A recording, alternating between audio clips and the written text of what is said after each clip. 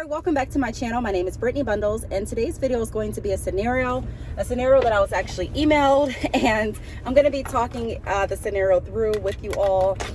Pretty much it's about a hair owner who likes the hair that they're selling, a hair business owner who likes the hair that they're selling, but their clients don't.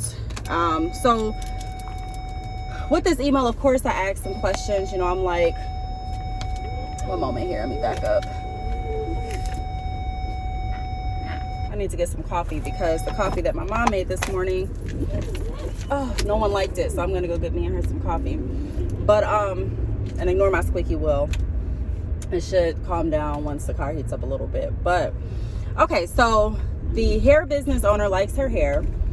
She did the testing, and she actually wears her hair, and she's wore it in the past as well. She's tried different textures and she loves it.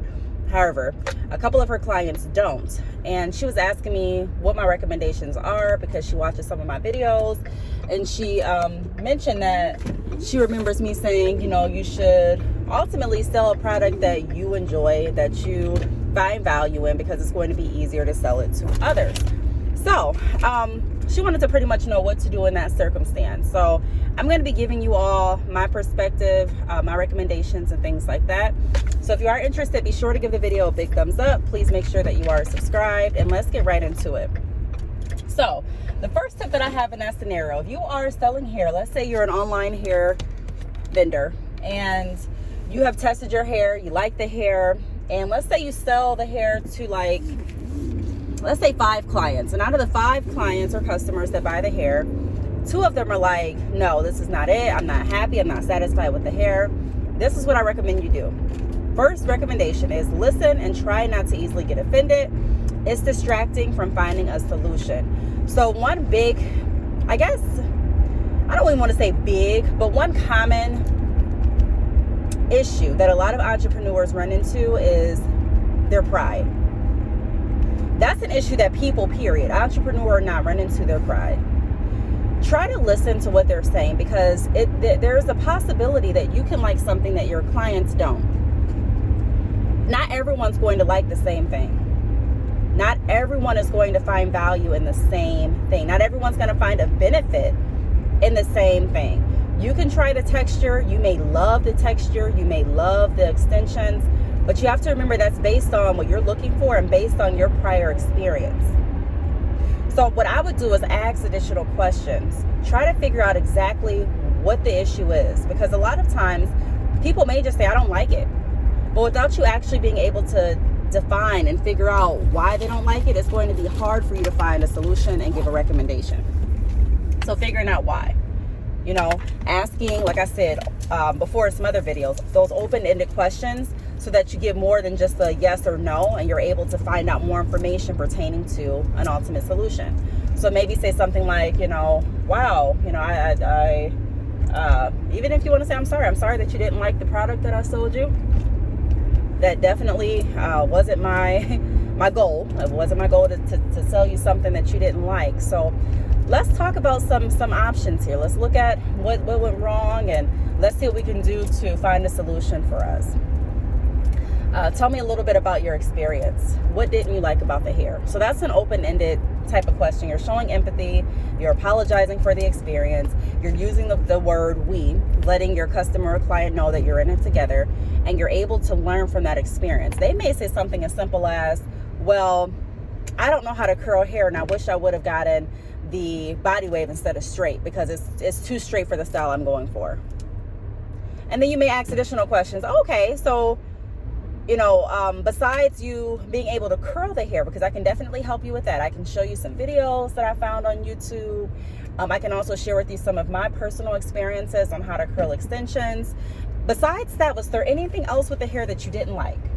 And they may say, absolutely not. Like, there's nothing else. And you're like, okay, all right, so I can help with that. Instead of getting super offensive and being like, no, there's nothing wrong with my hair. You must have done something wrong. You know, jumping to conclusions and assuming that you know the issue before even asking. I've seen people that have done that before. And I want to say here, I apologize if you can hear the heat, but it is freezing right now, so I have to have the heat on. But I know people that have done things like that, not just in the hair industry, but in general, have jumped to conclusions, got upset with their customers and clients. And it's kind of like, well, man, like the issue that they had wasn't even that huge compared to what it could have been. And there's a solution that you both could have come to be able to bounce back and keep moving forward. When you get offended easily, it distracts from finding a solution. That's in all aspects of life. That's in your personal life and also in business. When you're quick-tempered, hot-tempered, easily upset, easy to pop off, easy to set somebody straight, that's not a good practice to have in business because, like I said, it distracts you. It's the kind of like that pride thing. It allows your pride to pretty much take away the potential sale that you could have had and also that experience. And a negative experience a lot of times may hold more weight than a positive one, unfortunately. A lot of times people hold on to negativity more than they do positive. Somebody will remember a negative experience word for word, action for action over a positive one in a lot of circumstances. That's just how a lot of people are set up. So keep that in mind. The second tip that I have is offer options. So you may be in a circumstance or a situation where you find someone and you tell them about your business and they're excited and they order from you. And they may not like the hair that they order. Let's say that they're used to raw extensions, raw virgin hair, and you offer virgin extensions. You don't offer raw hair. And they're like, okay, well, I'm used to getting raw hair and I wanted to try virgin hair, but I don't like it. That doesn't necessarily mean that there's anything wrong with your virgin hair. That means that it's something that they're not used to. So offer them options. Okay. So tell me a couple things that you really, really enjoyed about the raw hair that you're used to wearing. They may say something like, well, I really love the curl pattern. And you may have noticed that they got kinky straight, for example. So that would give you some other recommendations and options if you don't offer raw. You may want to offer deep wave, or you may want to offer a kinky curly texture, depending on what they're used to and what they're looking for. But offering options. And sometimes you may even have to offer outside of your business. Partner with another company. I always talk about building resources. And when I say partner, I'm not saying that you have to go into contract, but build a relationship with another business owner that doesn't offer the exact same textures that you offer. That way you both can help each other. If a customer is looking for something that you don't offer. So maybe you grow a relationship with a company that offers raw extensions and you don't. That way you'll be able to send customers their way to help your customers have an overall better experience.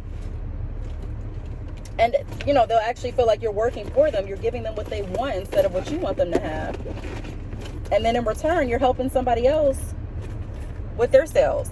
And, they're going to remember that. So, maybe next time when they have a customer that's looking for something they don't offer, they'll send them over to you. So it's building relationships, and it's also allowing that person to know that, hey, I'm still looking out for you. I still have you in my best interest, even though you didn't buy anything. I want to give you options so that I ultimately can find a solution for you. So the third tip that I have is order multiple times from your vendor to see how consistent their quality is. This is another reason why I don't believe that anyone should just rely solely on just pictures, okay, when you're buying virgin hair to sell. I'm not against drop shipping. Not 100% against pre-ordering as you go either. I'm not. But when you do certain things that way, when you actually don't have inventory on hand, you want to be completely sure, because if you have inventory on hand, that's a different story. You can actually see the extensions. You can feel the extensions. You can test the extensions. You can do more. You can wear the extensions. If you don't have inventory on hand and you're only relying on pictures and that's what got you to order, or only relying on word of mouth and that's what got you to order, you run the risk of, or even let's say you order a sample from that vendor one time.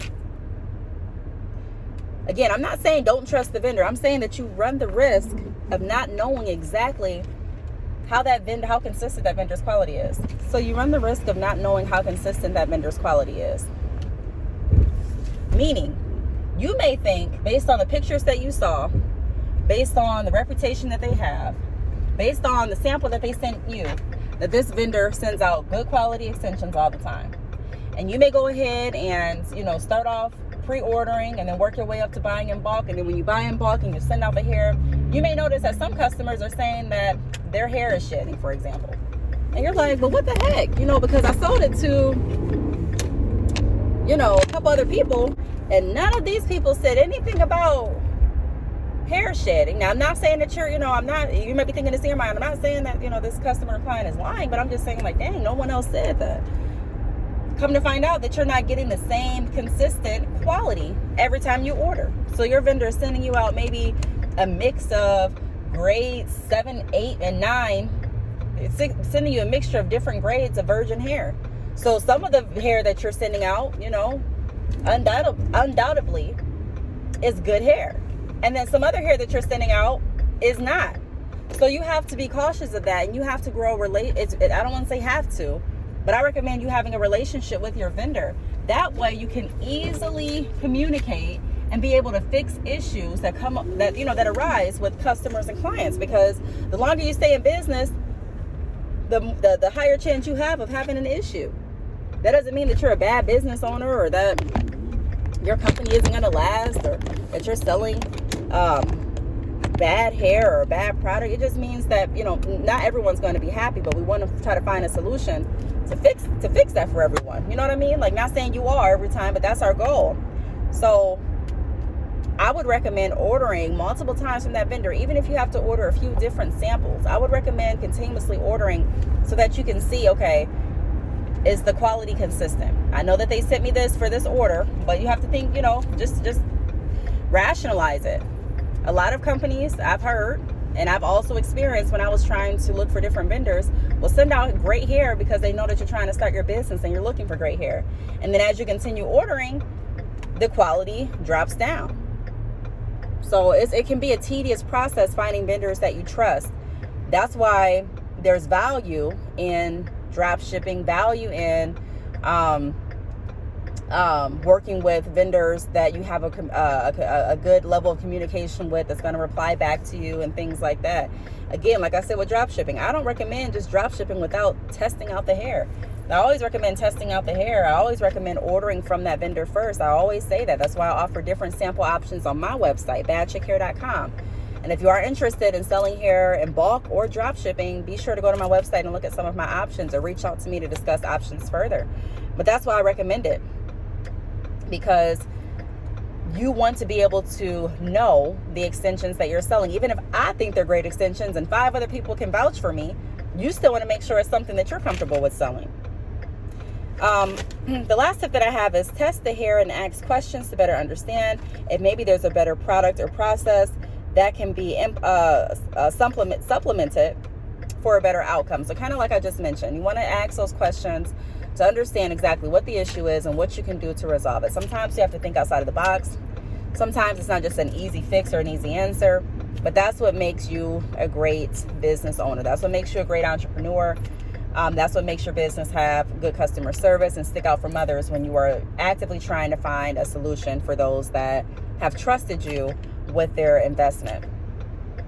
Ultimately, I want to say this. If you own a hair business, there are going to be clients that don't like every single product that you sell. That's life. If you own a car business, there are going to be clients that don't like every single car that you offer or that you sell. We already know that. But sometimes the reason that people aren't liking things is not because you have a bad product. It's because the proper expectation wasn't set up front. So maybe they're upset because they didn't know your shipping time frame before they placed an order. That wasn't anywhere in the website, and that wasn't communicated. So they were expecting to have their hair in 3 days. Turns out they're not going to get their hair until 5 days pass. So that could cause a dissatisfied customer experience. You may have someone that thought that the body wave was a little bit more wavy than what it is, and they're upset because they were looking for a different hair texture. You may find someone that thought that when they ordered your hair, it was going to be in the color jet black, even though it's virgin hair. But you didn't have it specified on the website as to what color the hair that you sell is. If it's virgin hair, a lot of times it's going to be a natural brown. But that can all be fixed by letting them know, well, hey, we do have options to get the color that you're looking for. You can send them over tutorials on how to dye the hair black. Send them over recommendations. There are so many different options. And if you ask enough questions, they may say, I really don't care about the color, the hair being black. It's just I needed the hair to blend in with mine. And you may have to recommend some different options. Well, have you considered wearing a closure? That way you really don't have to worry about blending, or a frontal. And they may say, oh no, I never tried one. Tell me a little bit more. And that's the way that you can actually increase that sale. So there's just different ways. We want to learn how to communicate with people. And like I said before, sales, the fundamentals, when you're diving into how to sell, it all starts with relationships. It does. And a lot of people are so focused on the money that they forget to treat people right. People remember, if they don't remember anything else, they remember how they felt in almost every aspect. There are restaurants that I've gone to, I don't remember how the food tastes. I just remember how I felt. I remember that I wasn't greeted, or I remember that I didn't really have a pleasant experience, so I won't go back. Same with some nail techs. I don't remember the exact design I got, but I remember when I went there, the nail tech was really rude to me, so I won't go back. So people remember and respond to how they're being treated. So those are my recommendations for scenarios like that. I really hope that this video helped. If you have any other scenarios that you'd like me to address on this channel, feel free to leave them down below or send me an email.